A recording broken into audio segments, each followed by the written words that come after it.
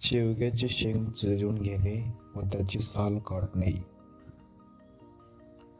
त्याच्यानंतर एक कांदा चिरून घ्यायचा. कांदा छोटा करायचा. सेम त्याच पॅटर्न मध्ये टोमॅटो सुद्धा चिरून घ्यायचा. एक टोमॅटो बास होईल.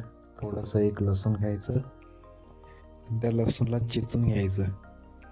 आमच्याकडं काय नसल्यामुळे आम्ही ग्लासमध्ये लाटण्याने चिचलं. कोथिंबीर थोडी कापून घ्या. एक पातेलं घ्या आणि त्यात थोडंसं 2 चमचे तेल टाका. नंतर एक अर्धा चमचा मोहरी, अर्धा चमचा जिरं आणि कापलेला कांदा त्यात टाका आणि मस्तपैकी ऑरेंज कलर येऊपर्यंत फ्राय करा.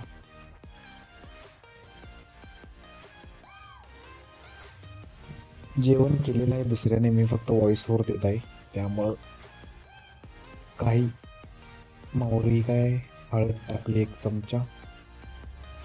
थोडंसं हलवून घेतलं. चांगलं मिक्स करू द्या. थोडं मिक्स केल्यानंतर अशा प्रकारे कलर दिसेल.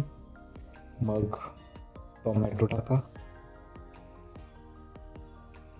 कढीपत्ता टाका. कढीपत्ता टाकल्यानंतर थोडंसं मिक्स करून घ्या.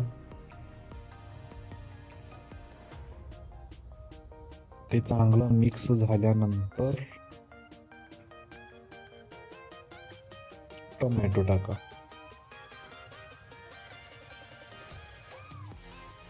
आता टोमॅटो टाकून सुद्धा एक चांगलं मिक्सचर होऊ द्या. त्याला एक चांगलं चमच्याने मिक्स करा. थोडंसं गरम होऊ द्या. एकदा मस्तपैकी तेलात भाजून झालं की काय टाकणार आहे, आता चटणी टाकणार आहे. ओके, 2 चमचे चटणी टाका. 2 चमचे चटणी टाकल्यानंतर परत एकदा मिक्स करून घ्या आणि पाणी ओता. आय थिंक पाणीच ओतायचंय. बघूया आपण व्हिडिओ पुढे गेल्यावर.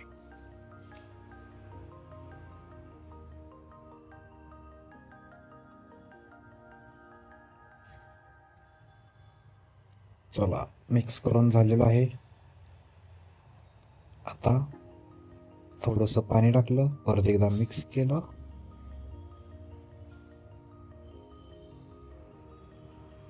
अजून काय करायचं आहे? ओके, थोडा वेळ थांबू द्या, गरम होऊ दे त्याला. ओके, त्यानंतर आपण मस्तपैकी चिरलेली शेंग टाकली. आता शेंग टाकल्यानंतर परत एकदा चांगलं मिक्स करून घ्या. त्याला चांगल्या प्रकारे आपलं जे मसाला झालेला आहे तो लागू द्या. ते झाल्यानंतर थोडं पाणी ओता, मीठ टाका आणि उकळू द्या. आता मीठ टाकलं थोडं चवीनुसार. परत एकदा अर्धा ग्लास पाणी ओतलं, चांगलं चमच्याने मिक्स केलं. त्यानंतर मस्तपैकी उकळू द्या. तुम्हाला पाहिजे तर पाणी अजून टाका, पण आम्हाला एवढंच बास होतंय. आता त्यात मूग डाळ टाकली आम्ही, 1 टोपण मूग डाळ, आणि वरून जी आधी चिरून ठेवलेली होती ती कोथिंबीर टाकली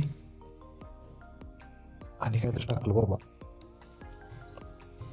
आता चला, उकळल्यानंतर अशा प्रकारे आपली आमटी होईल. अजून पूर्णपणे शिजलेलं नाही. लास्टला ताटात दाखवतो मी शिजलेलं कसं दिसतंय.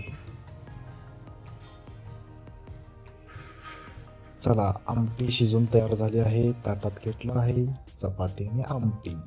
आम्ही जेवतो, तुम्ही पण जेवून घ्या. Tata, bye bye.